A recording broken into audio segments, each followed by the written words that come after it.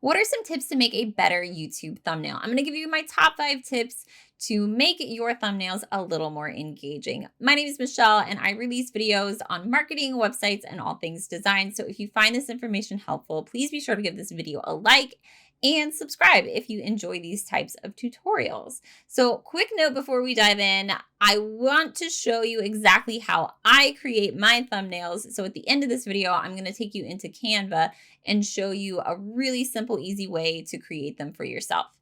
So if you're ready to get started, these first few tips are going to be what I call billboard rules. I've designed many a billboard in my day, but you don't have to have designed one in order to understand these. If you've ever been in a car and driven anywhere, you've probably seen a billboard and you can start to understand what makes a good billboard versus a bad one. So my first tip number 1 is to keep the text large. So if you've ever driven by a billboard, you know that you really only have a couple of seconds to read it and understand the message that it's trying to convey. The same thing goes for your drive-by scrollers. If you have a bunch of teeny tiny text on your image, people aren't going to see it, they're not going to read it, and they're just going to keep scrolling on by. So it's not going to do you any favors. The other thing I'd say is to make sure that you're using fonts that are legible. Don't use a crazy font because you think it's cool. You want to make sure that people are actually able to read the words on your thumbnail. Tip number 2, keep the text limited to just a few words. Can you capture the essence of your video subject matter in 3 to 5 words? All you need to do is capture the subject matter of your video. You don't want to put the entire title of your video in the thumbnail. I used to do that when I first started. It's not necessary. Just try to keep it short and sweet. Now, a bonus tip would be to actually keep your video title to 60 characters or less. What that's going to ensure is that none of the words of your title get cut off, so that if your thumbnail does its job to capture viewers' attention, if you need to add any more context, you can do that in the title and ensure that they're seeing all of the words. Tip number 3, please keep the imagery related to the video. You don't want to use a bunch of unrelated images or add a bunch of chaos or clutter, because it's just misleading. If you're making a financial planning video and you're using a picture of a celebrity to see if you could get more clicks, that's just tricking somebody into watching your content, and it's kind of feels scammy. So if you do it all the time, people are going to start to pick up on that, and they're not going to want to watch your content because they know that you're just trying to trick them. So stay away from that. Try to keep it topical and keep it simple and clean. Tip number 4, consider using a photo of yourself. The human brain naturally focuses on faces, so including a photo of yourself is going to establish familiarity and help establish a connection between you and the viewer.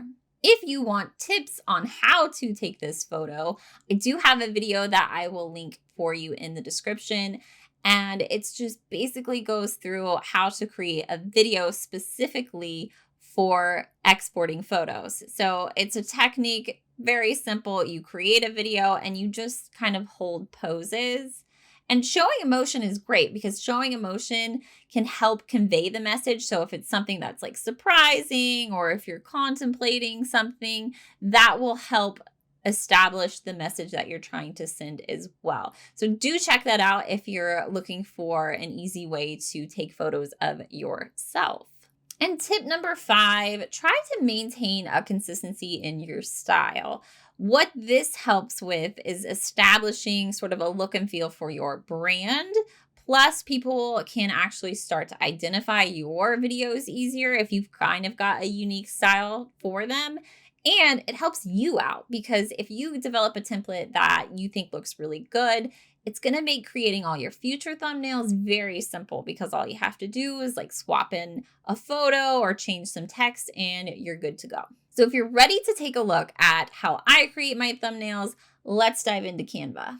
Okay, the first thing that you would want to do when you get inside of Canva is to create a thumbnail size, especially for your video. So 16 by 9 is the ratio that you want to go with. I usually just do 1920 by 1080. That way, if I need to use this image for other posting areas, like if I'm going to put this on, social media or anything else, I like having it a little bit large. 19 by 20 is the largest that you're actually going to need. So you can actually do it a little bit smaller, but as long as it's 16 by 9 ratio, you should be good to go. So what I would do is just go to create a design. I would put in my custom size, and then I would do 1920 by 1080 pixels and then hit the create new design button. So this gives the canvas area that I want to. So a very handy dandy thing that Canva has is templates. And so if you're looking for a specific template, like up top, all I need to do is search for YouTube, and a bunch of templates are going to actually populate. So I'm going to type that in right now. I'll hit enter, and then we can see that there are several different templates that they have. Not all of them kind of go with the tips that I've provided, but some of them do. So for example, if we were to use this one here, we can see that it's got a few words. The words are large, it's in a font that's easily legible, and it's actually using a picture of a person. Even if I didn't read what this said, I could tell that this is kind of an workout video just because of the use of the picture. So some of these other elements, I mean, they're not necessary, they're decorative, but as long as you're not doing something super chaotic, I think this is a good template to go with. So all you would need to do if you wanted to use this for yourself, you could swap a photo in there, you could change this text to the subject of your video, and that would be an easy way to get started. So if we want to look at another one, this would be another option here. The font is large. You can do, subtext if you think it's absolutely necessary. Again, if it's really small and you're looking at this on a phone, you probably might not read it, but we can see that, again, this is weight loss related because of what she's doing and the expression that she's showing joy because apparently she's lost a few inches in her waist. So there's so many templates here. Be careful of using some of them. Like this one, I would not recommend at all.